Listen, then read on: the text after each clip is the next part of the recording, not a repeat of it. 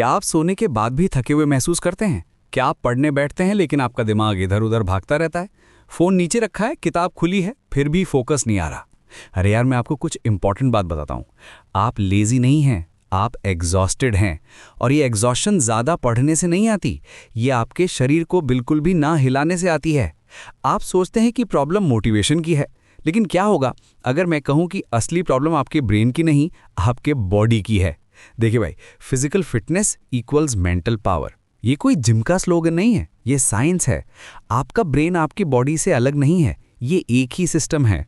अगर आपका शरीर वीक, टायर्ड और इनएक्टिव है तो आपका माइंड स्लो, डिस्ट्रैक्टेड और डीमोटिवेटेड फील करेगा। जब आप घंटों कुर्सी पर बैठे रहते हैं तो आपके ब्रेन में ब्लड फ्लो कम हो जाता है, कम ऑक्सीजन पहुंचती है। और कम ऑक्सीजन मतलब स्लो थिंकिंग, पुअर कॉन्सेंट्रेशन। ये वही फीलिंग है जब आप स्टफी रूम में बैठे हों और सांस लेने में डिफिकल्टी हो रही हो। आपका ब्रेन भी यही महसूस करता है जब आप मूवमेंट नहीं करते। तो चलिए आज से एक सिंपल एक्सपेरिमेंट करते हैं। मैं आपको 3 टाइम स्लॉट्स के लिए बिल्कुल आसान रूटीन्स बताता हूं जो आपकी पूरी लाइफ चेंज कर देंगे। सुबह उठते ही बेड से निकलने के बाद सिर्फ 5 मिनट 10 पुशअप्स करिए। अगर प्रॉपर पुशअप्स नहीं हो सकते तो वॉल पुशअप्स करिए। फिर 20 स्क्वाट्स। अगर स्क्वाट्स मुश्किल लगें तो चेयर के सामने खड़े होकर बैठने उठने का प्रैक्टिस करिए।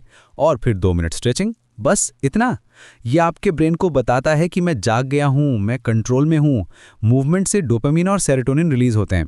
ये वो केमिकल्स हैं जो फोकस, मूड और मोटिवेशन को कंट्रोल करते हैं। डिसिप्लिन तब आसान होती है जब एनर्जी हाई होती है। ये एक नेचुरल एंटी डिप्रेशन की तरह काम करता है, लेकिन बिना किसी साइड इफेक्ट्स के। अब आफ्टरनून में जब आप लंच के बाद सुस्त फील कर रहे हो तब 5 मिनट का वॉक लीजिए।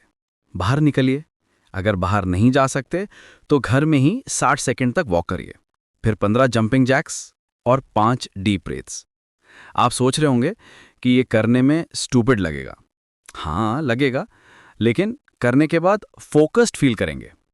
मूवमेंट से ब्रेन में ब्लड फ्लो बढ़ता है। ज़्यादा ब्लड मतलब ज़्यादा ऑक्सीजन। ज़्यादा ऑक्सीजन मतलब बेटर थिंकिंग। ये प्रोक्रेस्टिनेशन और बर्नआउट को इफेक्टिवली कॉम्बैट करता है।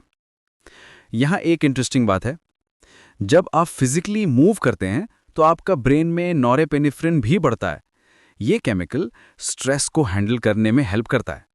यानी जो एंग्जाइटी आपको पढ़ाई के दौरान होती है वो भी कम हो जाती है।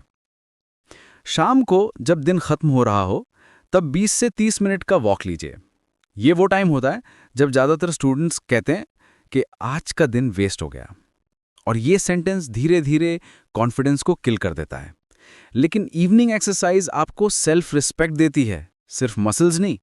ये मेंटल क्लैरिटी फॉस्टर करती है और ओवरऑल माइंडसेट को पॉजिटिवली इन्फ्लुएंस करती है, क्योंकि आपका बॉडी एक्शन को रिमेंबर करता है, इंटेंशन को नहीं।